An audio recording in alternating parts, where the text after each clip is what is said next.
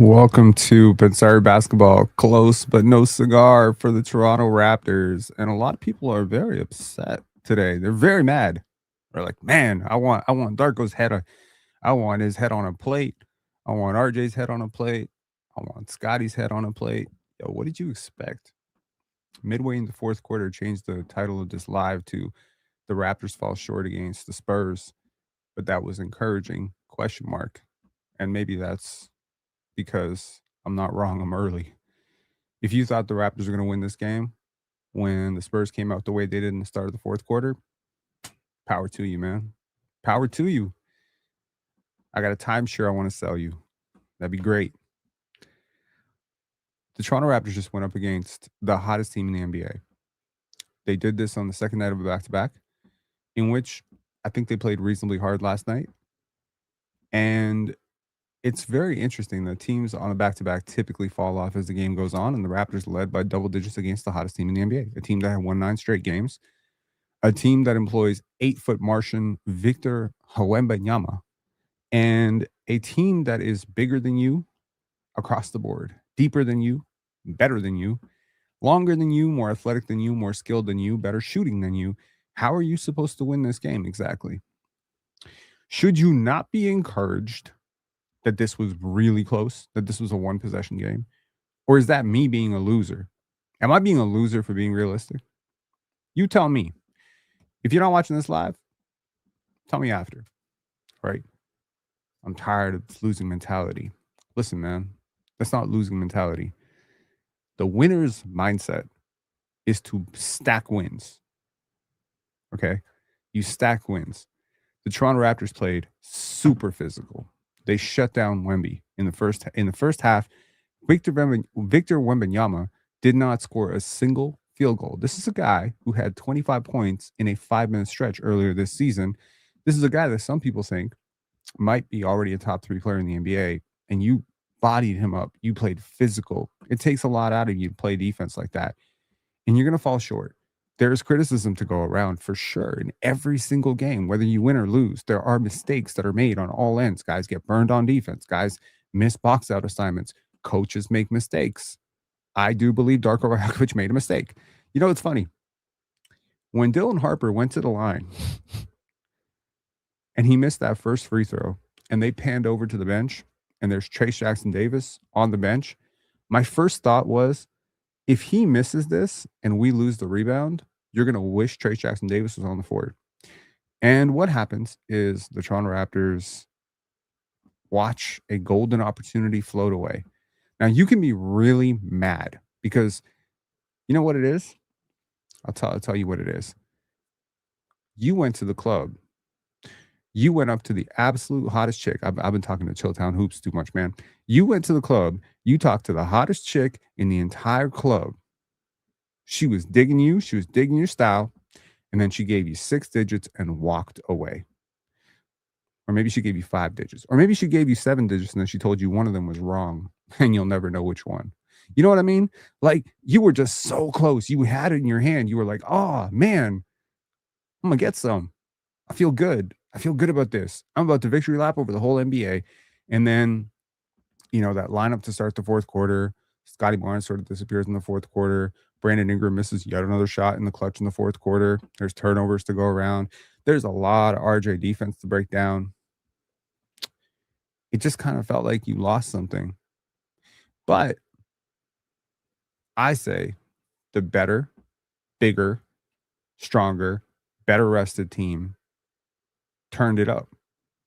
I say the fact that you were up 12, 13 points in the third quarter on some very crazy shooting luck and shooting, you know, flukes, frankly, from Jamal Shead and Emmanuel Quickley is not to be taken literally. There's a reason why games are 48 minutes long. They're not 12 minutes long.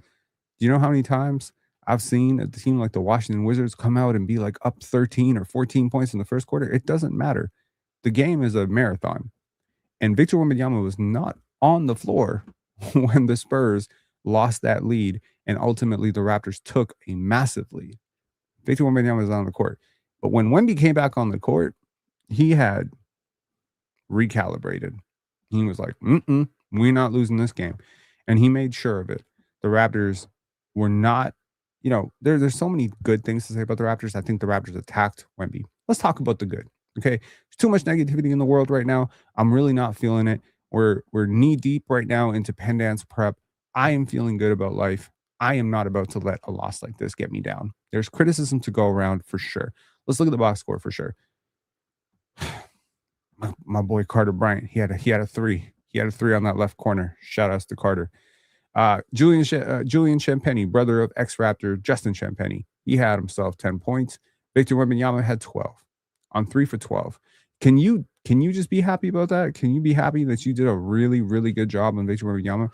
By the way, shout outs to you if you have heard me say multiple times that Scotty Barnes and CMB going forward might be the NBA's best matchup on Victor Wembanyama. Again, I said it on the panel a couple of days ago. This, what you're watching with Wemby, is about 35%. I'll give it max 40. Okay. Maximum 40%. This dude is going to get stronger. And when he gets stronger, guys like CMB and Scotty are not going to be able to do shit with him. However, being 7'5" may help you on defense. It's not always the greatest thing on offense when you're very skinny. And guys are just able to get underneath him. They have a lower center of gravity. He has a high center of gravity. He gets pushed around. He's flopping all over the place. The refs are giving him fouls, whatever. And even with all that ref assistance, in 30 minutes, Victor Wembanyama had 12 points. He did a pretty good job. He did a pretty good job, I would say. He did end up with 5 blocks, including 1 block where he didn't even get off the ground. Shout out to that. That's pretty cool. De'Aaron Fox, early on, was cooking. He was really, really burying the Raptors, doing whatever he wanted to Immanuel Quickley. But I would argue, if you want a second positive, I could argue Immanuel Quickley played him pretty even. I think he played him pretty even. I have been impressed over the last few games with Immanuel Quickley. In general, I've been impressed with more and more of his process. I have loved how he has looked since Jakob Poeltl has come back. He just looks better. He looks a lot more comfortable and confident out there on the court. And I think that's a good thing. Also, elephant in the room, we did not do the OKC live. If you're looking for it, unfortunately, it didn't happen. It was scheduled last night for 1 p.m. today. At 1 p.m. today, unfortunately, for 2 hours, they started doing construction. They assured me it would be done by 4 o'clock. 4:30 came. They were still going. I knocked. They're like, sorry, bro. We got to finish the job today. So they kept going until 5:30. I had to sleep before I'd watch this game because I have another night of work ahead. So I was like, all right, bet. We'll just talk about both. Look, you walk into a situation, you expect 2 losses. How you got those 2 losses doesn't really matter, but to some people, but it matters to me. Last night, there's been multiple games this year against strong competition, right? For instance, last night's a good example. Detroit is another good example. Against the Detroit Pistons, I believe you lost by 17 points, but you only lost the Scotty minutes by 1.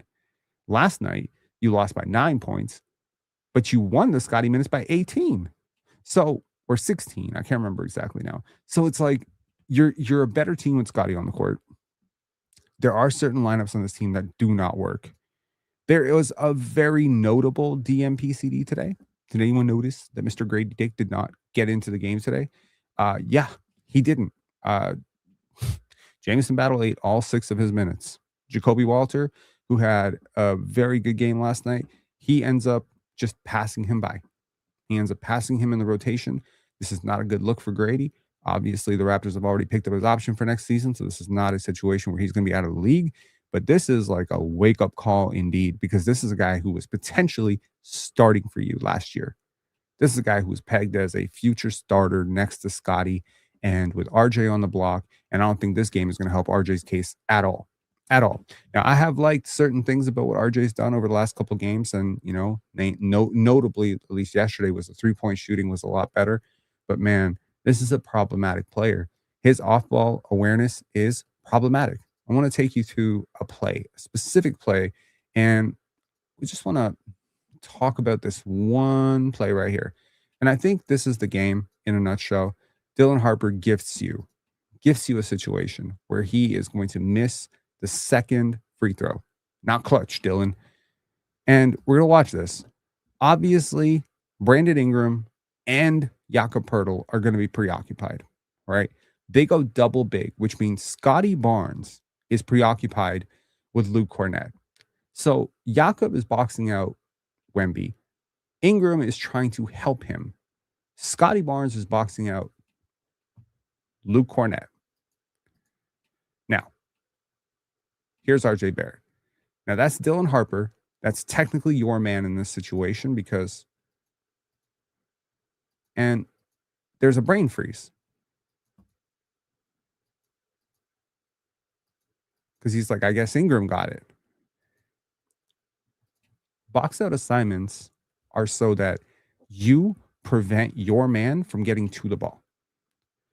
Boxing out is not letting your man walk past you towards the basketball and thinking, well, my teammate's there, he'll get it. That's how bad teams operate. And the Raptors have a lot of self-destructive, bad team tendencies. Scotty Barnes being on the bench to start the fourth quarter with Brandon Ingram, that is problematic for sure.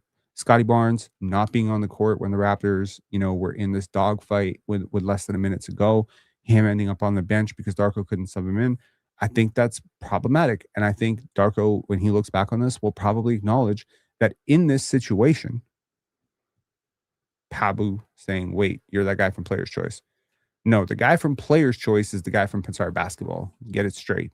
Pensare Basketball, for me, is my first thing that I do. Player's Choice. I am pen on Player's Choice because of Pensare Basketball. This guy's entire world is collapsing right now. He's like, oh, that's what pen means. Yes, man. Pensare Basketball. That's funny. I've never heard anyone say, yeah, Scotty is hurt. Exactly. So look, Scotty was wincing around. This is happening yesterday and today. He's not right. You're not trying to injure your star player. Competition injuries are an issue. And if a player says he needs, 2 minutes to get some treatment, you're going to have to give that to him. My bad. This is the first time your channel comes to my feed. Well, welcome to Pensare Basketball, man. Pabu, what's up? You're doing a good job on Player's Choice Pen. Am I? People thought I was absolutely tripping the other day, but I thought I was cooking. I really do. With that whole, debate that we had, I honestly thought like the America versus the US, America versus Europe thing. I vastly prefer European development. Vastly. Also, can I show y'all like the moment that made me go, oh, we have arrived? Watch this play. Okay, De'Aaron Fox, for those who don't know, don't watch Sacramento games, don't watch Spurs games. This dude is one of the most dynamic, shifty, quick ball handlers. This is Scotty Barnes locking up the fastest player in the league, by my estimation, one of the best ball handlers in the league, getting around this little screen, kind of a crappy screen, bump, another one, and taking it away. Yo, I was like so hype. I was like, yo, Scotty, what? You doing that to De'Aaron Fox? What? Scotty motherfucking Barnes, when you doing that to De'Aaron Fox? Who can't you do that to if you can do that to De'Aaron Fox? Stripping De'Aaron Fox. Like, I mean, what's next? You gonna strip Kyrie Irving? That's great, man. That was amazing. But in the battle of prohibitive DPOY favorites, Scotty Barnes passing up to Now, the other day, Jordan and I, shout outs to Drenchman Sports. Drenchman, not the Frenchman. I love Jordan. Jordan's my guy. But we got into this huge debate about what makes Wemby a special shot blocker and what makes Wemby a special defender. And I argued that it was his intelligence that makes him really a cheat code on that end. And a lot of people were like, nah, man, he's 7'5" and he can jump. He's 7'5" and he can jump. Motherfucker is 7'5" and he can jump. He got long arms and he can jump. Okay. So first of all, not only did he block 6'6" Colin Murray Boyles without literally getting off the ground. I swear to God, Wemby watching Player's Choice. Okay. Watch this. I want you to measure how far he gets off the ground. Okay. We ready for this? You ready? You ready? Okay. Foot on the ground. Foot on. Oh, he jumped a whole 4 inches. Fuck off, man. He jumped a whole 4 fucking inches. This is not a vertical thing, man. If Wemby couldn't jump more than 18 inches off the ground, he'd still be a really good shot blocker. What are we doing here? Victor Wembanyama is a great shot blocker because he has an insane motor, because he has very long arms. He's extremely agile because he wants to be a good shot blocker. He's tough as nails, but also because he is insanely good at pattern recognition. Look at how quickly he reacts to this. Watch here. Now, Brandon Ingram thinks he's being slick, right? He thinks he's making a little no look. You think this is 100% a bucket for Jakob Poeltl, who is, by the way, considerably stronger, considerably more mature than Wemby, and could easily just go through him, you know? And here, maybe Jakob Poeltl doesn't need to try this soft shit. Maybe this is a situation where you just know your personnel, know your opponent, and Jakob Poeltl puts a body into him, or maybe puts an elbow into his rib cage before going up. But honestly, Wemby doesn't fall for that shit. And that's what makes him a special defender, because there's a lot of 7'4", 7'3", 7'4", 7'2" guys, shout out Mo Bamba, who will jump at this and pick up a dumbass foul. Wemby not going to jump at your pump fakes. He knows when you're pump faking. That's because he's actually studied the tape, because he has really, really good understanding of how to completely compute things very quickly. Like, if you are a great defender, it's not because you have physical gifts alone. There's so many physically gifted people who are not great defenders. It's because you have studied tendencies, because you understand that the orientation of the feet in one direction mean that a player is about to do something else. Victor Wembanyama is such a freaking special defender, but not to be outdone, Scotty Barnes is a freaking special defender. And if he does not make an all-NBA team or an all-NBA defensive team, I think a criminal investigation should be launched. Shout outs to you, man. Salo Monkita 2482. Thank you very Solomon Kita. I'm so sorry. I said Salo Monkita. Solomon Kita. Sorry about that, man. I mentioned this on Players Choice the other day. I'm so sleep deprived because of the Pendance stuff that I am actually not able to read any words that don't have spaces right now. It's the weirdest thing, but anything too cramped together, I can't see it. So I apologize, Solomon. Thank you so much for the super chat there. Appreciate you very, very much. And also for the other super chat. Or you didn't say anything, but thank you very much for this. Appreciate you, man. Wemby was definitely crying.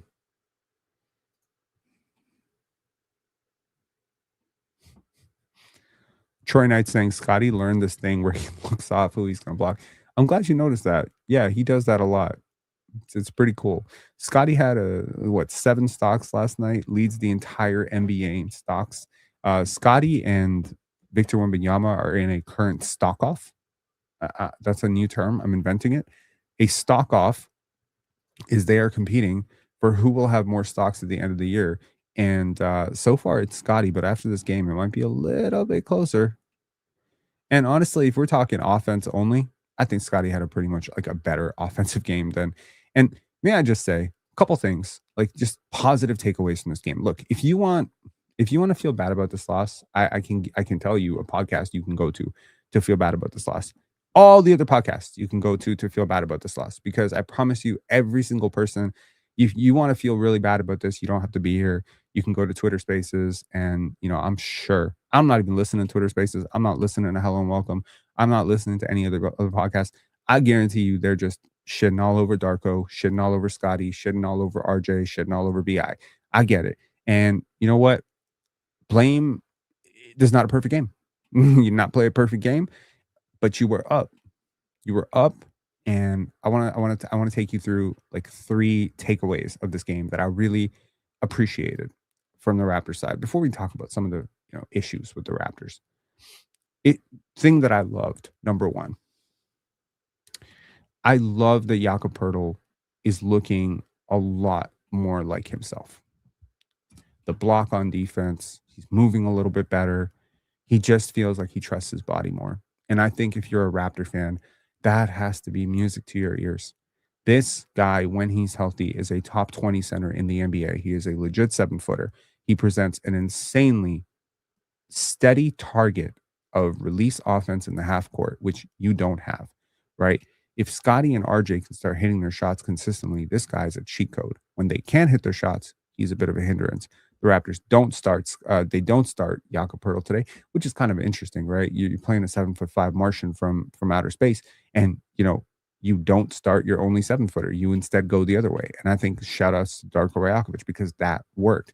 To everybody who's going to criticize the shit out of Darko Rajakovic, you realize the reason that Wemby had such a tough night is because of Darko's scheme, because of Pat Delaney and Jamal Malala. Like, why do we do this where every single loss becomes a witch hunt and every single win, regardless of how poor the win is or how good the win is, becomes some sort of glaze fest? I'm not glazing wins and losses. I personally can give a shit less. I'm not here for wins and losses. I don't care. I didn't care last year. I don't care the year before. Until the Raptors are contenders, wins and losses are not the most important thing to me. The most important thing is how you play. And that brings me to my second thing that I would really like to say I am feeling positive about is the Raptors were physically tough for most of this game. Were there mistakes? Yes. Were there blow-bys? Yes. Did Emmanuel quickly get blown by multiple times by De'Aaron Fox? Yes. Did RJ Barrett lose his man multiple times? Did he lose Harrison Barnes, Devin Vassell? Yes. Yes. Did he lose box out assignments? Yes. Was he late rotating out to corners? Yes. All those things. Could Scotty have rebounded more? Could Scotty have turned the ball over less? Yes, all those things are true.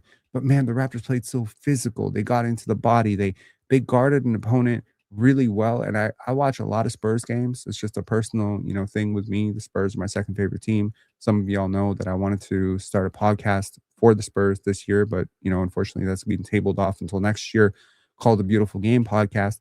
So I've been watching a lot of Spurs just to get familiar with their team and get familiar with the culture of San Antonio and who covers the game and all that stuff there. And I watch a lot of this.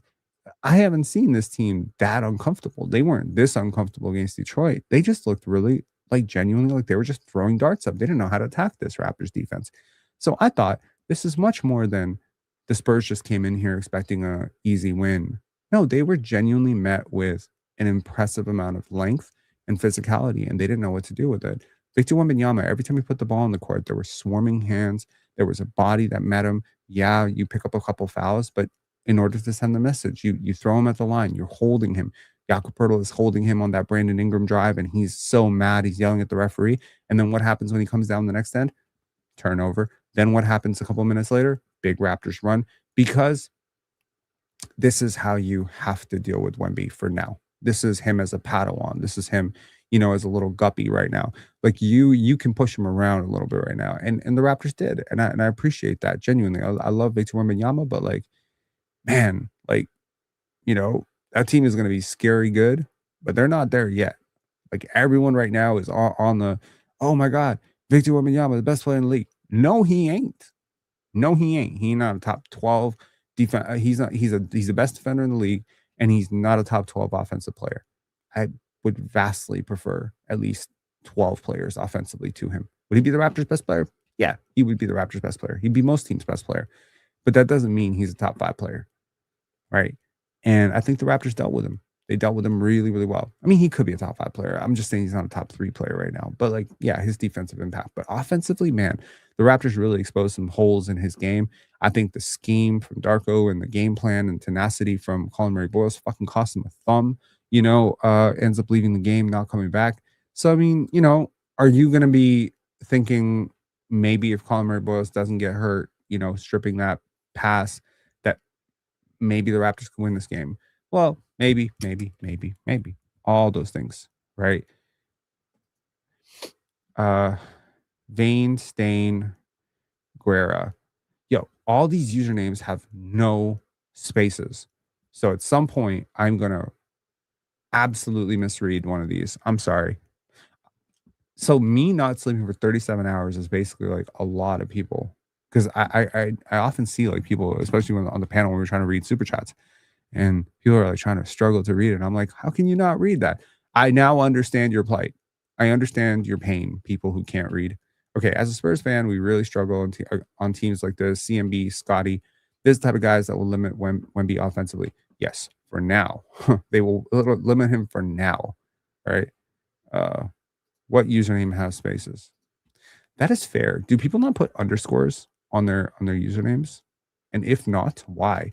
I mean, look at Troy Knight here. Troy Knight is so polite that it's capital, lowercase, lowercase, lowercase, lowercase, capital. See, it all breaks apart. It breaks apart the text and it allows your eyes to focus on one thing than the other thing.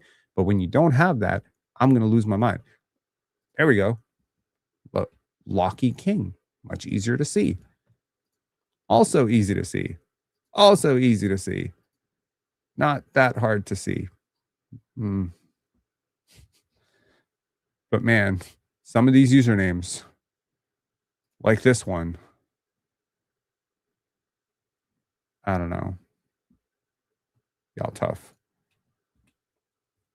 Raw Milkman, 69. Why doesn't Trey Jackson Davis get minutes? Well, because he is a minimum contract who is up for an extension. And it is a lose-lose situation because if he wins minutes, then you're losing an asset in Jakob Poeltl, his value, and increasing the price of Trey Jackson Davis. And if he loses minutes, well, then everybody's losing. So probably the best option is to keep him in third string and have him on as insurance. I like Trace. He has limitations, though. He's not a better offensive player than Jakob Poeltl, that's for sure. Anyways, let's listen to Marwan. What's up, Marwan? Marwan, what's up? Hey Rob, how's it going? I am doing well. How are you, man? I'm good. I'm good. I'm gonna try to keep this as positive as possible. Because I think obviously there's a lot of pessimism today. But I'll Well, how say about this? How about this? Let's do me a favor. Don't worry about positivity. Don't worry about negativity. Worry about honesty. How do you honestly sure. feel? My honest opinion is that we should be really excited about Jacobi, number one. I know you didn't do the post game live yesterday. Looked amazing yesterday. I thought he looked decent today. I know the field goals weren't great, but I thought he looked pretty good today. Honestly, it's time to have a conversation about whether this guy should be starting. Like we've been saying, he's like getting to it. He's getting to it. I feel like he's been able to find his feet recently. I know you're not going to do it for political reasons, but realistically, he should be starting. So that's a really good sign. At least Have you felt that way before that he should be I starting over RJ? I think offensive limitations wise, I was hesitant just because he wasn't shooting the 3-point clip as high as he should be. Mm, And his driving game was very like shy. Like he used mm. to really shy away from getting in the paint. I don't know if you've noticed, but in the last couple of weeks, I don't know what happened to him, but his drives have been a lot more confident. He goes into the paint with a lot more conviction. And I think that's the next step he has to take because when he He's gets getting chased off the stronger. line, He's getting stronger. We're gonna we're gonna absolutely. we're gonna interview his trainer at some point over the next couple of weeks. I've been talking to Eric, and we're gonna talk about like where Jacoby's going because I have a feeling, whenever I talk about players who are gonna stay in Toronto, I always talk about Scotty. I usually talk about CMV, but I always also talk about Jacoby. He's a staple here, and I think a lot of Raptor fans see him as like the eighth most important player on this team, but I think internally he's probably like closer to top five. His point of attack defense alone, in my opinion, makes him top five, absolutely. And that leads into my second point. Like, I think these two games, at least if I point to one concern in particular, what I've seen in the last two games is that clearly your point of attack defense is terrible. Like you can't defend against quicker guards that get paint touches. We saw it yesterday against Cason Wallace and Alex Caruso and some of those guys. And again, we saw it today against Dylan Harper, Stephon Castle, and Alex Caruso is a quick guard. What are we I'm doing? not Alex Caruso, but maybe like I'm trying to remember who else they Jared played McCain. yesterday. Jared Jared McCain. McCain, right? Jared McCain, sure, that's right. Yeah. So and what concerns me, at least from a Raptors standpoint, is okay, cool. You're not going to play these two teams because they're out west, but look at the teams that you're realistically going to play in the playoffs, right? Who are Right. the personnel that they employ? The Cavs have Donovan Mitchell and now have James Harden. Granted, James Harden doesn't get to the rack as rapidly as a guy like Donovan Mitchell, but Donovan Mitchell, obviously, crazy paint touches, and you don't have anyone to guard that anymore. Outside of Ochai, you don't have that anymore, right? You traded away, sorry, outside of Jacoby, you traded away Ochai. He was the only other player on the team that was able to do that at a high enough clip. Mhm. So again, I keep thinking, I'm like, damn, had this team just made a move for a point of attack defender at the trade deadline, Keon Ellis was for the getting. He wasn't that expensive. Like, how different could a game like this have been? Right? Like that's the thing. Like we're gonna have to address this one way or another if we want to be competitive. We just have to. We can't keep doing this. Jacoby cannot be your only decent point of attack defender. No good team has one good point of attack defender. And I get it, Jamal Shed. You don't think Scotty and Jamal Shed are good point of you I don't think don't think CMB is Scotty is fast enough for most shifty guard. I don't think. I don't know. I think it's in part to do with the fact that I don't think he's entirely healthy. I agree with that. But at the same time, I don't love Scotty playing the point of attack because you take away his main asset as a help side defender. Like, why are you limiting him? I feel like you limit him by playing him out on perimeter. So I don't love Scotty on the perimeter. And Jamal is, I mean, he's good, but again, limited. Like he doesn't have the size, and yeah, like he's gonna have limitations, right? So you don't really have that at a massive scale like the other really good teams do, and you need to get that at some point. You have to address that. Yeah, I think CMB is going to be a really good point of attack defender. I think Jacoby is a really good point of attack defender. I think Scotty is getting better and better every single year. Screen navigation, guarding higher up. He doesn't have to do it all the time. We're not asking him to be Steph Castle and Asar Thompson, but like, you know, having that ability to go out and do that is, I think, relevant. Right. So but I just think maybe draft one. I mean, I just think from a starting lineup standpoint, like again, the fact that Emmanuel Quickley's point of attack stuff has been really disappointing in his Raptors career so far really kills you because you kind of needed the guy to lock up on the point of attack, and he hasn't really been doing that. And him and RJ is just like a match made in hell. So you can't do this. you don't think he's been a lot better defensively? I think in comparison to his early, maybe last season, sure. But if we're talking about in comparison to when he was traded for and was signed that extension, I think he's below par. Granted, I think the advanced stats actually support his defensive metrics, but I don't know if I necessarily agree eye test wise. Okay, so watching this game, what percentage of the game do you think the Raptors actually led?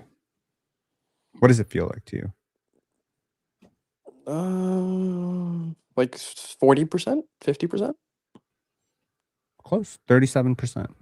The Raptors led for 37% of a game against the hottest team in the NBA.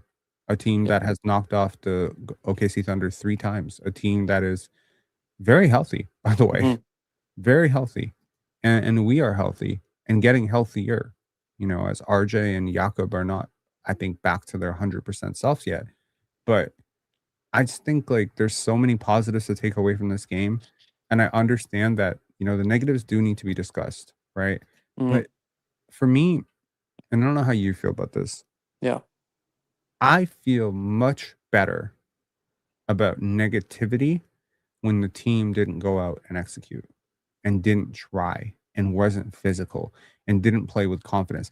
I feel much more inclined to do that when there's a lot of self-inflicted errors akin to like lack of effort as opposed to a lack of like people just being people is not going to make me mad. Like I'm not mad at a fish for swimming, you know? Yeah, but you don't I don't know if I necessarily agree with that. Like you don't think a lot of the errors down the stretch today were self-inflicted? Because if like I think I disagree personally. Like I understand that. Like I agree with you in the sense that like if I had to bet my house on a scoreline coming into this game, Okay, yes, hang I on. would have bet that the Spurs would have blown us out. Let's bet your house for a second here. Okay. I'm not actually betting your house, but let's bet your house. The Raptors are down 2. Okay. A rookie on the Spurs goes to the line, misses a free throw, misses a second free throw. Now, imagine you didn't just watch this game and I told you that a player on the Raptors allowed that player to go right past him because he just had a lack of awareness off the ball defensively. And that player ended up getting the ball and securing the game for the team. Who would you think that player is? I'm not entirely sure who you're referring to right now. Are you referring to Ingram? No. Okay, so I'm saying like I'm telling you a random situation. There's forget it. Next game on Saturday against the Wizards. Let's say it's a 2-point game. Okay, just imagine it's a 2-point game. We haven't seen that game yet. It's a 2-point game down the stretch. Alex Sarr goes to the line, misses one, misses the second. Then somehow, in the attempt to box out the other players, there's a player on the team that allows Alex Sarr, who is his man, to I see run what you're right saying. past him and get Okay. the offensive rebound, who is that player? If I had to bet my house, one of RJ or IQ, but I would lean RJ. Right. So people being who they are does not frustrate me. People playing to the level that I've seen them play for years. I've never seen RJ Barrett be a good off-ball defender in his entire life. Why am I expecting him to be suddenly conscious of, oh, that's Dylan Harper. Oh, that's the basketball. Right, Oh, but we're that's my but man right now. right, but we're not. I don't know if I agree with that because we're not necessarily speaking on behalf of RJ's performance, right? Like we have to think about it from a Raptors perspective when we think about self-inflicted Did he wounds. play So badly? Did he play badly? Did RJ play badly today? absolutely he did. But again, my point is that like if you clearly see that RJ is frying you in the fourth, then why are you not closing the game with Jacoby? I don't understand that. Why? What was the reason behind that decision? That's my question. And that's the self-inflictedness that I speak to. Like again, right, RJ has his limitations. We all know this. But RJ's limitations are not self-inflicted unless we let him build on the limitations and put and execute them like a late game. So that's the self-inflictedness that I'm referring to here. Like you could have prevented this. You could have closed the game with Jacoby. You Mhm. should have closed the game with Jacoby. You didn't do that. You shot yourself in the foot. You went back to the heliocentric offense bullshit that you keep doing at the end of games with RJ and Ingram today. I don't know who RJ was feeling like at the beginning of the fourth. It was like the second coming of MJ with the usage. So that's self-inflicted. Like as a coach, you have to look at that and say, this is a problem. And Jacoby is clearly a much better perimeter defender and can at least hit threes. And clearly they were frying this on the perimeter today. So you got to make Mhm. that adjustment. So that for me is self-inflicted. Fairs. I mean, I understand, like, but so much of what makes the Raptors good this season is the fact that Darko has had a copious amount of patience with his players, like an unreal amount of, patience with his players. Right. And his players are rewarding him. Like they are rewarding him. Now, I'm not saying that this stat is gospel by any means. Okay. But if you had to take a guess last night against the OKC Thunder, hold on, let me just make sure that I'm getting this right. Yeah. Mhm. Do you want to guess Jacobi Walter's boxless minus last night? Mm, I'll say 8. 9.2. Okay. 9.2. Yeah. Emmanuel Quickly, Brandon Ingram, both negatives. Scotty, who, didn't shoot super well, not effective. He was positive. RJ was positive. Jacoby was positive. You're getting like better performances and better performances out of guys. You're getting guys who are developing. Your team is good, right? Mhm. I was joking like before yesterday's loss, we were a game and a half behind the Nuggets. Yeah. That's insane. If I told you that over 55 games had elapsed in the season and we'd be a game behind the Nuggets, you'd be like, did the Nuggets fall off? Or Right. did we trade for Giannis? So look, it's so easy in the moment. We get so narrowly focused and like Darko's trusting this guy and it doesn't work. But what about all the times that it does work? Mhm. Because the minute you bench RJ, that's a decision. And by the way, I would do it. Mhm. I would do it. But I'm not Darko. I'm not as good at developing guys as Darko. I'd get fired in 12 minutes of being an NBA coach. The minute I walk in and be like, y'all are fucking bums. And they'd be like, you're fired. you know, Uh, there's a finessing and a long-term strategy to all coaching decisions. A lot of it is political. And unfortunately, yeah, when a guy makes $27 million and he is about to be dangled as a very large expiring contract, when you bench him for a guy who's not necessarily like a top 120 player in the NBA and Jacobi Walter, that is sending a very big message. It maybe disrupts his confidence, it breaks trust, it maybe does not necessarily it doesn't hurt your game, but maybe it kind of changes team chemistry a little bit where guys are feeling like a little bit pensive about like, okay, well, if I make a few mistakes, I'm not going to stay in the game. Again, it's one thing to bench Grady when he's just so obviously playing terribly. It's not like he hasn't benched RJ in select moments. The other day, he benched RJ in a minute and a half into the third quarter. Right. But that's my point. Like I don't know. I don't know. I don't think benching him like with 6 minutes left in the fourth today would have been that damaging. Like again, RJ didn't have a You'd good be answering questions about it for a whole like 4 days. Like you got to look at it. The news cycle is crazy. We're on Wednesday and we don't play until Saturday. For the right. next 3 days, the entire conversation is going to be like the Raptors benched RJ Barrett and they won, or the Raptors benched RJ Barrett and they lost. In either case, you lose because if you benched him and you won, then wow, RJ Barrett must be shit because the Raptors won the game and the narrative goes, well, they benched RJ Barrett and Jacobi Walter took over. See, Jacobi's a star. RJ's a bum. Doesn't help you. If you bench him and you lose, now RJ's mad. Like, see, if I was in the game, I'd be doing this and I'd be doing that. This is the fucking AAU mindset. Okay. Unfortunately, this is how North American hoops is taught, my friend. Unfortunately, you can't bench guys with these types of egos without bruising their egos. Let me ask you something then Mhm. to build off that. How do you feel about Charlotte benching LaMelo Ball? I think it depends on how he feels about being benched. But based on your understanding of LaMelo Ball at this point in his career, someone that's like very present in the media, right? Mm-hmm. Is it conceivable to assume that the ego of LaMelo Ball is like equal, if not bigger, than the ego of RJ Barrett? Because in my opinion, it's a no-brainer. So When you say benching LaMelo Ball, when are you talking about?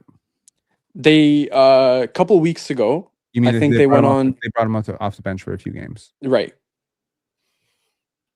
I mean, yeah, it was curious. Like that's the signal. If you want to talk about the most direct, clear, like obvious signal ever, then that is one. And that's one that a winning team made because end of the day they went on a ridiculous run and Charlotte is a really good team. So I don't know. Like I agree in some respects in the sense that you've got to keep your players happy and there's obviously politics involved and everything, that's fine. But again, like the best teams make ruthless decisions, and I think that's something that this entire team, front office to head coach to whatever, has struggled to do for the longest times. You've held on to players, you've liked them way too long, you've played minutes they shouldn't be playing, you've let Fred VanVleet run the offense when he shouldn't be. Like again, and I'm all for being a player first coach and all of that stuff. And Right. I'm a coach myself. That's how I operate too. But Sure. there has to be a limit, right? Like when you clearly see someone so damaging to the offense today at the beginning of the fourth and the defense, you got to do something. This is a big game. You know you need the win. You're a competitive team this year. You want to be competitive and make the playoffs. You're 1-10 or whatever the hell you are against top 6 opponents. You got to do Mhm. something. You can't. You can't. We're also the worst team in the league in terms of holding double-digit leads in the fourth quarter. Yeah. So, And again, we that's in coughed my them away. opinion. Yeah, that's in my opinion a lack of decision making. Oh, we're one of the best third quarter teams in the league, and I think that speaks to Darko. If I'm being honest, like I've always felt like how you come out of the halftime tunnel is a testament to your coaching staff. Now, look, I think do you recall me saying 2 years ago that I would start Jacoby over RJ? Yep. Yeah. And that was way more like that was like ahead of like Dude, he was a ahead of the rookie. curve. Like He was like a few weeks into his rookie season. I'm like, yeah, I exactly. would start him. I think I was calling for him to start on day 1 of his career, and people were like, "What? What about Grady?" Yeah, I really like Jacoby. I don't know what to say. Like, Mhm. I wasn't thrilled with the draft, but like I like him a lot. Like, it's just it fits. He's not a star. He's not a superstar. He's just a neutral fit. He doesn't hurt you as much as some of the other guys do. In situations, he doesn't get hunted nearly as much unless it's like wide in the post by a big dude. He's not typically like a guy that guys are attacking. Yeah. And I think that sort of makes your defense a lot more complicated to hurt when there Right. isn't one or two guys that you can consistently put in the action and just beat them. But that being said, I love his synergy with Scotty, and like I think his day will come, man. And I Yeah. mean, obviously, the Raptors are feeling comfortable dangling RJ Barrett in trades precisely because they feel like really comfortable in CMB and and Jacoby, potentially Jameson Battle, maybe Elijah Martin, maybe Grady Dick. I don't know, one of these guys taking that Mhm. role. Uh, but His yeah, corner shooting in particular has been such a revelation in the last couple of weeks. Like again, that's something you don't have, right? So I don't know. I just like I feel like I have PTSD at this point watching RJ drive into the paint with like 9 bazillion people in it and Wemby hanging to help. Like, oh who do my you think god. had worse offensive process today, Ingram or Barrett?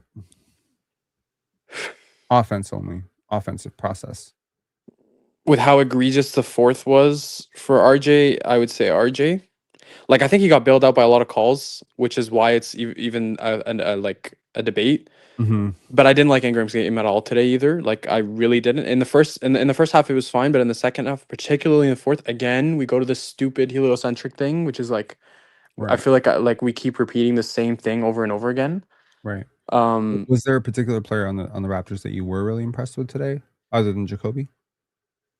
I've Was been there? very critical of Jakob, but Mm, I was really happy with how he played today, and I was really happy with how he played the game. Wouldn't have been yesterday. Would have been the game before. right. I'm forgetting who it was against, but my point is that his mobility is coming back. His defense today was like I haven't seen Jakob play defense like that since last season. Yeah. And that's a really good sign. Obviously, the guy's been struggling with a lot. The other thing about Jakob as well that's not dawned on a lot of people is I'm very interested to see the data baller stats on Jakob quickly on off because I think quickly benefits from his screen setting a ridiculous amount. Like I think quickly is a different player when he has a guy like Jakob setting screens for him, and I think that's why he's looked a lot better in the last week or so. Um, so yeah, Jakob definitely is someone I was very impressed with. CMB obviously you emphasize, but like that guy, I think killed Wemby today. Like he looked so frustrated. It was really impressive to see from a rookie. And I think he hit a 3 too as well today, which is a good sight to see as well. Oh, you have the stats up. So Jakob in minutes without Quickly is awful. Quickly in minutes without Jakob is passable, but Quickly with Jakob is a lot better. Right, and that's not huge sample, but ironically, Quickly the offensive rating is much better. Is better with Quickly with not Jakob. So 117.5 versus 116.4. The pick and roll is ultimately someone's saying YouTube probably acting up then. What? Pen, are you shadowed on here? I never see you on my sub box anymore. Why? Why would I be shadowed? You mean like shadow banned? I didn't see anything personally. Do y'all still see like subscription updates and shit like that? Like y'all see like, oh, PENSARE BASKETBALL is going live. You see that? I saw one when I came in today. Okay. LeVar Ball for real. Turn on, do me a favor, turn on notifications. Not Donald Fagan. I'm sub to 100 channels with notifications off. I see everything that every channel posts in order that they are uploaded. Damn, you are lucky. Anyways, yeah, the data baller. I don't care that the data baller does not support this. My eye test supports that. Yeah. Quickly is a lot better with Yak, but especially defensively. Yeah. And yeah, I think the other thing about Yak coming back that's really great as well is that we saw this for the first time today. Mamu playing with a center. We haven't really seen that like at all because the guy's been like our backup center most of the year. But I'm really interested to see long term. Again, really limited sample size today, but I'm really interested to see long term how that looks. Just because I think you really bring the best out of him when you play him at the 4. And again, you didn't have that luxury when like you have Trey Jackson Davis now, right? So you can easily play them to Jakob and Trace and then play Mamu at the 4 and even CMB at the 4, honestly. So that's gonna be interesting to see as well. But again, like I don't know. I just think the reason why I'm so disappointed is like as much as we were in the game and we didn't really deserve to be, not deserve to be, but maybe weren't expected to be. It's just that I feel like both games were so winnable. Like, and it's crazy to say that against opponents at this level, but I really thought they were winnable, particularly today. Like you really should have beat this team, in my opinion. Again, CMB healthy, maybe that makes a difference, but I just think there was coaching errors in the fourth. There was offensive errors in the fourth. A lot of just miscues, and I don't know. It was disappointing. I think to say the least for everyone involved. I mean, I hear it. There's a. Are you following like the sports? The Winter Olympic shit that's happening right now. Somewhat, nothing crazy, but There's a Asian athlete that just went viral for saying something. Hold on, I can't remember her name. I think something Wu. Yo, someone tell me what it is. I think I know what you're talking about when she was like, she said something about um, like the first winning the first medal is equally as hard as winning 3, 4, and 5, something like that. I think I remember. I know what you're referring to. Yes, that woman. Damn, she's gorgeous. Yeah, she makes a lot of sense on that one, right? It's like we lose perspective, and I don't mean like we don't got a we don't get philosophical like Giannis. You know, every single time he loses a playoff round, we're like he's gonna write a book, you know, about you. Hey, you, Eric, you win at your job every day. Okay, no, okay, perfect. You know, we're not doing that, but I still see it as like, where were we a year ago? Where are we today? You know, Yeah. where you're walking into a game and you're like pissed that you didn't beat the Spurs on the second night of a back to back, you know, and they're the hottest team in the league. And by the way, they are the second in terms of championship odds right now. Yeah. Behind It's OKC. impressive. There's a lot of good takeaways from this. Like Of course, I won't sit there and Scotty and Bi for the most part, one or the other, but sometimes both, have shown up against the league contenders, right? Your supporting cast for the most part hasn't, right? And I for one am very encouraged by Emmanuel Quickley hitting floaters the way that he has, getting downhill the way that he has, not picking up his dribble nearly as much. Marginal improvement defensively, marginal improvement, getting better, quickly getting off the ball. I really haven't had a problem with Emmanuel Quickley's decision making for 2 straight games, and I don't know what to do with myself. Me neither. Do you know how much time in a day has freed up by not having to hate on Emmanuel Quickley? I don't know. I might take up gardening, right? I might take up like knitting or something. I'm getting more time in my day back. You know, it's cool, because otherwise I'm just sitting there, you know, like, why does he keep picking up the fucking ball? You know, but it's like he's not doing it as much anymore. I mean, yeah, he still has that tendency once in a while, but I just think there's a lot of progress here, and I refuse to let a game like this, where the Raptors battled as hard as they did and made a few, you know, questionable errors down the stretch. Yeah, this is a game where I think if I'm Darko Rakovic, I go into the locker room and say, guys, my bad. The other thing is as well. Yeah. The other thing is as well, if you just look at the Spurs 9-game win record, they actually have not the lowest scoreline they beat a team by was 9 points. And that was the first game, I think, of the 9-game win record. They have been blowing out teams. Like they blew out the Lakers. They, I think, blew out the Pistons, I think. So yeah, they've killed a lot of teams. Like they've killed a lot of really good teams. So this is the closest game they've been in forever. They were down by a massive amount. Second night of a back-to-back. So they beat the Magic by 9 points. They beat the Thunder by 10 points. Then they beat the Mavericks by 12 points. Then they beat the Mavericks again by 13 points. Then they beat the Lakers by 28 points. I'm doing math really fast right now for a sleepy person. Then they beat the Warriors by 13 points. Then they beat the Suns by nearly 20 points. Then they beat the Kings by nearly 30 points. Now my math is going away really fast. And they beat the Pistons by 11. Now they beat the Raptors by 3. This is the only game that was 1 possession. Yeah. That's, I mean, this is the only game that was under 3. This is the only game that was under 3 possessions. Good take. It's a takeaway. You know what? There's a silver lining to everything. And the other thing is as well, I really like. Though, and that's say that again on the second night of a back-to-back against OKC. And that's what I was about to say. Like, again, the silver lining here is that you got kind of beat down at the end yesterday. You could have sulked into this game and got blown out by 30, and I wouldn't even be surprised. But you kept it to 3, and your best, like, Wemby kryptonite was injured for the second half of the game. So, yeah, some silver lining, something, right? You held a guy that a lot of people think, if he plays the rest of the season, could win MVP to 0 field goals in the first half. You played balls to the wall defense. Again, I feel sometimes I'm going crazy because I listen to other people. Like, I'll just be looking at my X feed and people are just crashing out. And I'm like, dude, where the fuck were y'all at? Brooklyn. Yeah. That Brooklyn game was embarrassing, even though we won. Where the fuck were y'all? No, we won. Yeah. Casuals, man. Fuck.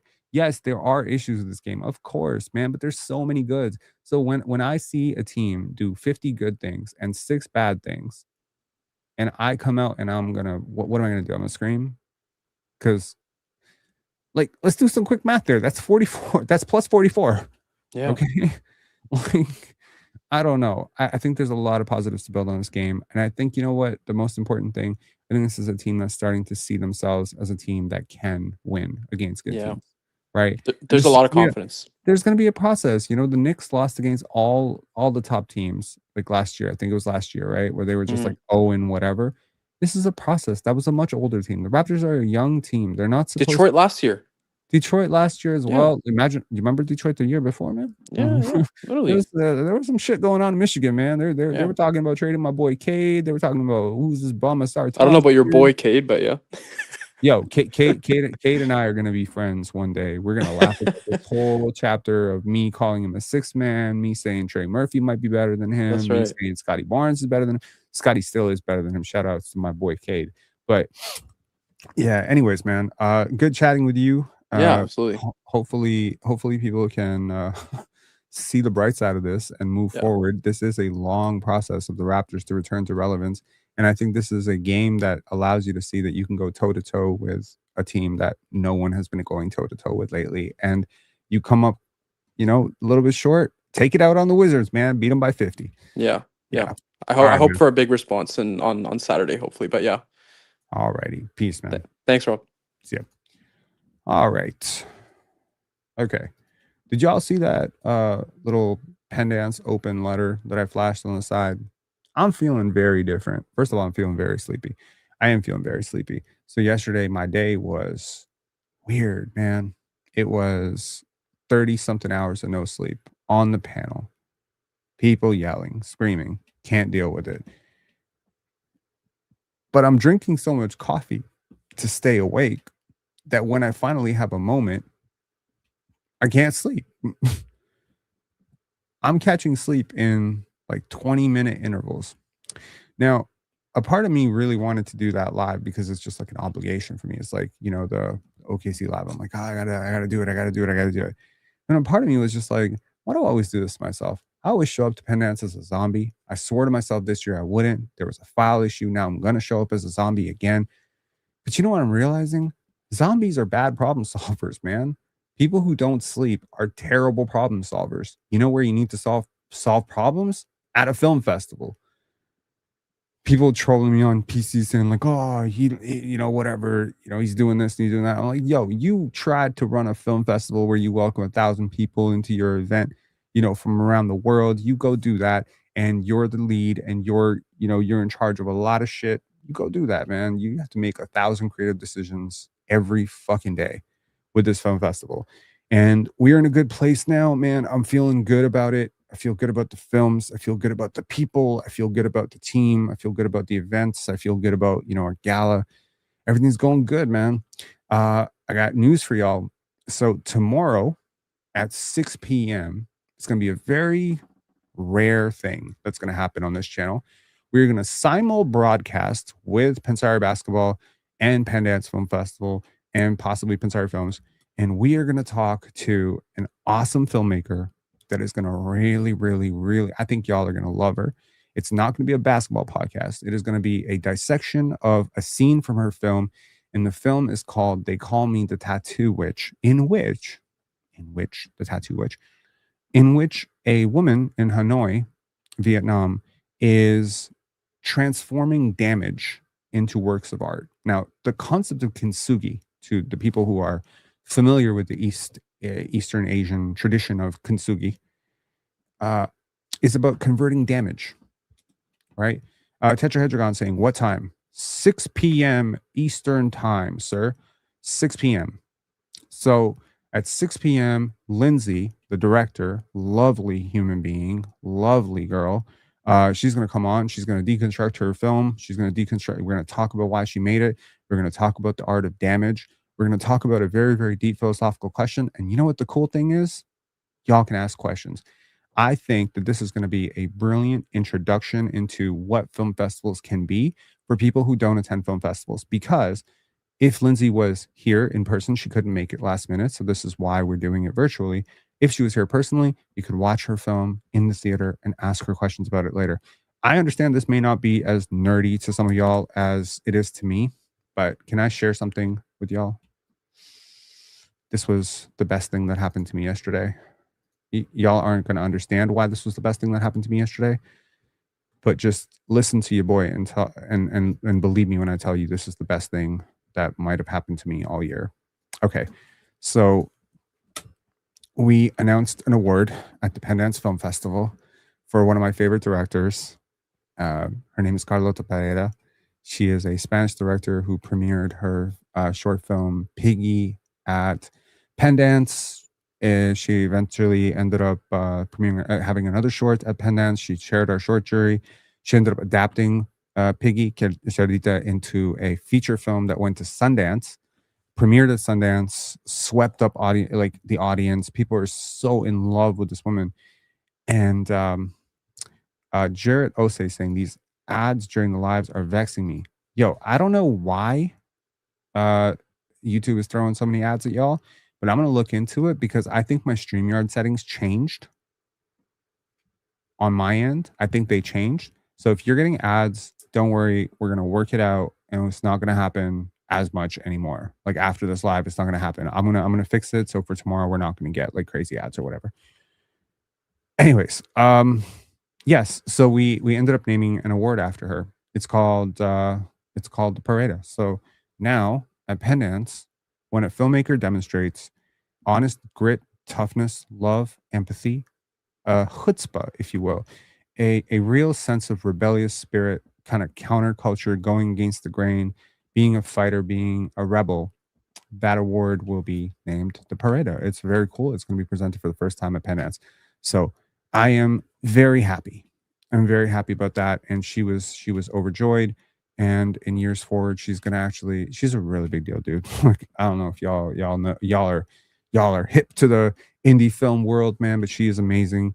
And in a lot of ways, she's one of my heroes, man. So I'm very, very excited that the Parade Awards are going to be happening at the Pendance Gala. We're going to have a drink named after her. It's going to be a cocktail. I don't know which it's going to be, but you're literally going to be able to go to the bar and be like, give me a Parade, and they're going to know what the fuck you're talking about. It's going to be cool, man. Yeah. The ads don't interrupt the live. They just pop up over the chat. Oh, really? Damn. Okay. Now, as promised, at some point, I said I was going to show which films are coming to Pendance. The offer remains, by the way. This is an offer to our members, but this is also an offer to non-members. So it's maybe you don't feel so special. The members, obviously, like we can, comp you like up to 3-4 tickets. There are some screenings that have now sold out, but I just want y'all to see what a film festival is. I want y'all to see what your boy is doing. So I want to show you some of the films that are coming to Pendance this year. There's going to be 5 features, and you're going to get like a really interesting look at independent cinema. Check it out. What are the intrusive thoughts? I think I suffer from internalized anti-Semitism. Wonderful. Go on. Do you think it could be like intergenerational trauma or? Yeah, sure. Now, let's talk meds. I'm feeling a little discouraged. Acting-wise? I ran into Bob Hempel at the gym, and he didn't even recognize me. He has Alzheimer's, Diane. What? Mommy! Whoa! Did you babysit? Your mom found a guy to help me with the girls. Oh, no, that's a terrible idea. Would that be right for a patient? You're functional.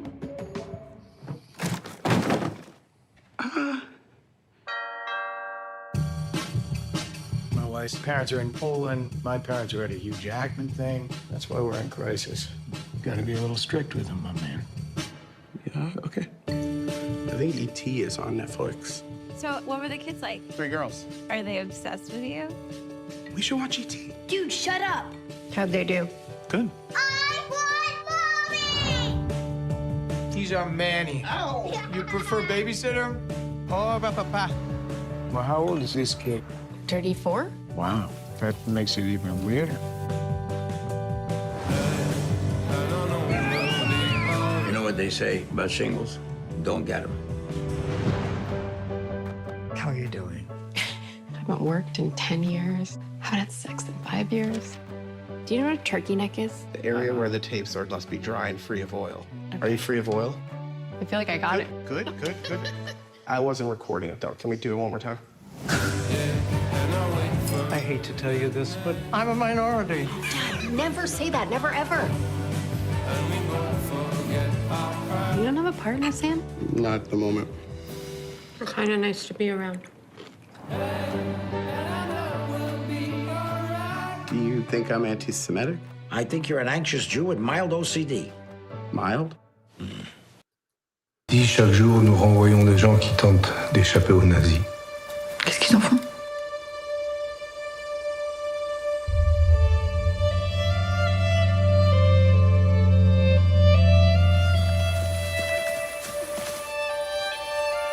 T'es belle.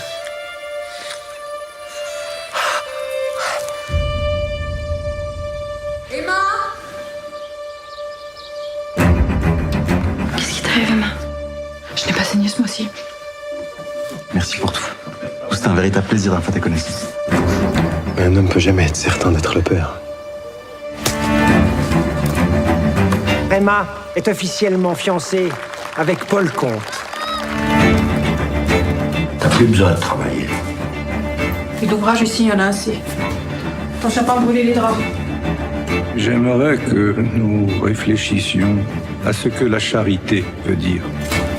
Aimer, aider. Je peux pas continuer comme ça. Emma, tu ne réalises pas à quel point tu es forte. Tu as péché, c'est mal. Mais il ne faut pas gâcher ta vie pour ça. Tu es ma femme.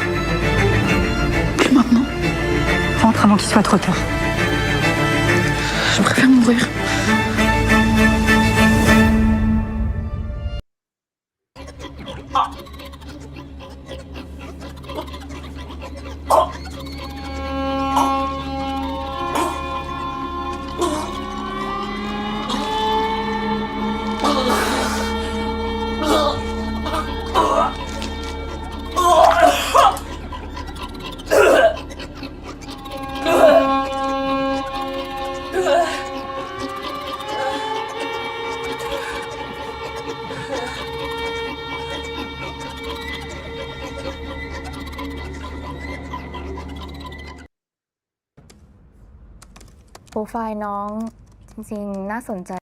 For the record and off the record, this is one of my favorite films. Привет, я Лиза, и я приехала в Питер. Я перевела деньги за квартиру. Ну и дура. Рюкзак украли. Вы нечетко выразили позицию. Приехала найти сестру, Освободите, пожалуйста, мою кровать. а нашла его. Точнее, их. Что-то святое в глазах. Вообще, катить-то недалеко. За руль. На ваших каблучках, боюсь, будет не очень удобно. У нас есть адрес, есть кровать, есть покупатель. Ты художник, да? Хочется красоты. Я музыкант. Ты вообще-то нас не по маршруту тянешь. Тогда... Спасибо. Вы удивительная женщина. Привет. Здравия желаю. Лейтенант младший. Кража в магазине устаревшей мебели? Нам просто по адресу доставить. Точно не украли, а то мне идти надо. И мы так легко порвали нить. Легче промолчать, чем проговорить. Хорошенькая. Не поздно. Все должно быть по любви. И мы так легко. Походу, любовь. Okay, so that's a little bit of our features program. Our shorts are a little bit more accessible, maybe. Features went a little bit in the art house direction, especially with Silent Rebellion and Human Resource, but a lot of fun to be had between Fantasy Life and Seems Like Love, and obviously Son of Sarah, Volume 1. The director will be in attendance. The films are incredible at Pendance every single year, but they're going to get better next year. I was thinking a lot about this concept of what would I crystallize as the word to define my year that is coming up in 2026. And the word, my friends, is rebirth. Rebirth. We do not choose to be born into this world with the parents that we have, with the family that we have. We do not choose to walk through the neighborhoods we walk through when we're young. We're told to just do it.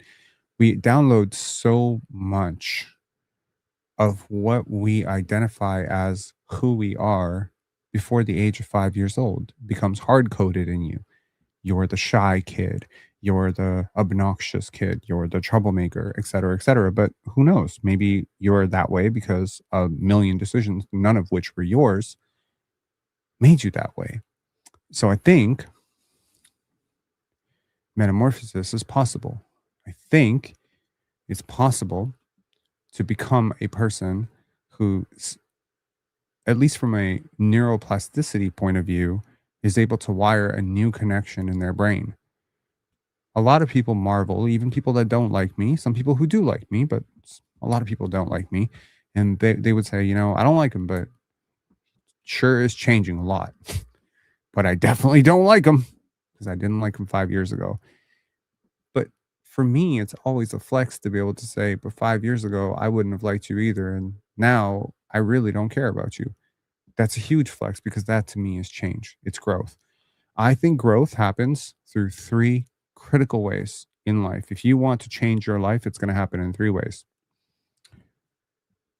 The first way is repetition. I've said this many times. I apologize if I am repeating myself, but that is the point of repetition. It is to repeat over and over something until it is true. So if you are not a morning person, wake up every morning for 500 days in a row and you will be a morning person. If you're not a person who goes to the gym, go to the gym 500 times and you will be a person who goes to the gym. That's habit tracking. That is something that people can do. Now it's hard because everything in your body says, but I'm not that person. And our bodies are kind of wired to go into the reality that we've sort of built for ourselves.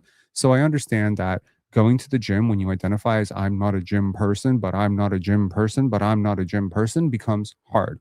So maybe we take away the friction and stop saying the stupid thing that you don't want to be true. I'm not a gym person. I'm not organized. I'm not smart. I'm stupid. I'm not talented. I'm not good with women, et cetera, et cetera. And we just start reinforcing being better at the things that we want to be good at. So if you're not good at talking to women, if you're not good at cold talking to women, especially attractive women, cool. Try it. So few attractive women are approached, like really attractive women are approached on a day-to-day basis. They'll probably be just excited that you're willing to say hi without being a creep. So go and, and then you do that 10 times and now you don't have that identity anymore. And now you have a crisis because you're like, oh, I'm not who I said I am. And if that's not true, then everything might not be true. There we go.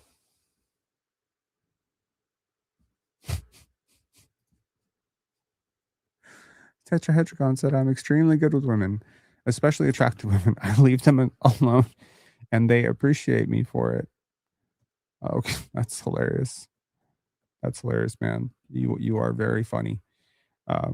So that's one thing, repetition. The second is trauma. You're a smoker, you smoked your whole life, but you get lung cancer and you quit. It's over. Habit's over, right? You're someone who drunk drives, or you're someone who's careless, but you have a big accident, your spouse dies, boom, trauma. It's over. You're a person who is never drunk in your life, but a parent dies, a spouse dies, start drinking, habit over. Trauma has a fundamental way of cracking the brain because it paralyzes the brain. The brain can't process trauma, and so it freezes. And now as you're frozen, things that weren't open to you before become open to you. That can be a bad thing. A lot of people choose to let trauma make them worse. But actually, when things are really, really bad in your life, if you can identify with this, give this video a like. If something horrible is happening in your life, I promise you, as God is my witness, I would never lie to you. I would never lie to you, kind people, ever. This is the perfect time to change your life. When things are going badly, that means your systems are down because they don't have that ability to fight you and be like, yo, we're safe. No, we're not safe. We're broke and we're on the street. We got to make a change. This is a good thing. The third possible way to create meaningful change, hypnosis. Hypnosis is a wonderful thing that some people think is completely fake or, a trick or whatever, but it is very real. Hypnosis does the same thing as trauma, just in a very different way.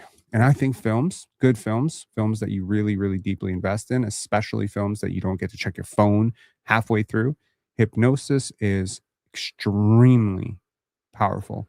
And I think a great film can change your life. I always believe this. I've always believed this my whole life. Jadita, Aria, there are films, so many creatures, all these creatures, Dinner in America. I can list you like 100 Pendance films that have changed the way I see the world. So to those people who say, Rob, you keep changing, I'm telling you why I keep changing, how I keep changing. I'm not special. I'm not some, miracle worker who's just like sitting there all day reading self-development books. I can't remember the last time I read a self-development book. This is not self-development. This is a self-challenge to consistently allow myself to get entranced and hypnotized by things, especially great movies. I have to tell you, Sinners was a big experience for me. Watching Sinners, Weapons to some extent was also a little bit like that. I think the first time I watched Godfather. Yeah, why am I so blurry? Hold on. There we go. All these things. So look, as Pendance grows, Pensare Basketball will grow, and also I will grow. And 5 years from now, I think you'll see a very different me. I think you'll see a me that you barely recognize. And I mean that in a positive way. I mean that you will barely recognize the flaws in me because I guess they won't be as prominent anymore. And I implore you to get on this journey, not the self-improvement trap, but rather the self-discovery track. And I implore you to get on that track by going to art events, film festivals, concerts, live events where you don't check your phone, go to comedy shows, go to things where you can just be there for 2 hours, because that's how the disconnection happens. That's how the hypnosis happens, is through laughter, through strong emotions, because it's like trauma. It's just like that. So I think that that's really interesting, and I'm looking forward to the next year of my life for the first time in a really long time. I know it sounds like a really depressing statement, but I'm just being real. I'm being honest. There has been a really long period of time for the last 4 or 5 years where I've just been like sort of sluggishly moving through life, not appreciating the opportunities that are in front of me, not demanding more. And I said something really powerful yesterday to myself, and I'm going to say it here too. I wrote it as an Instagram post, but I'm going to say it here too. 30 years from now, the people who do not appreciate your presence will be telling their grandkids how they used to know you. Trust me. Talk to y'all later. Peace. Oh, and lock in tomorrow at 6 o'clock. Lindsay is friggin' amazing. You're going to love watching a minute of that film and locking into that. And we're also doing one on Friday at noon, and that time with 3 directors. We're going to break down their films. We're going to look at a scene. We're going to do some scene deconstruction. You're going to learn how to see film a little bit differently. You're going to see me in a different light. If that's something that interests you, cool. If it's not, totally awesome. I will see y'all maybe in a week. I don't know. It might be that long because there are no more games that I'm going to be covering. I will not be covering the Wizards game unless it is one of those things where I'm a sicko and Pendance day 2 is going swimmingly well and I'm able to catch it on my phone mid movie or something like that. There's a very, very strong chance the next time I talk to y'all will be next week. So have a great one. Enjoy. Be well. Don't crash out over this loss. I understand that people a lot smarter than most of us are looking at these mistakes and realizing they made mistakes. James Welsh saying, I love Asian women. I actually knew this about you. All right. I'll talk to y'all later. Peace.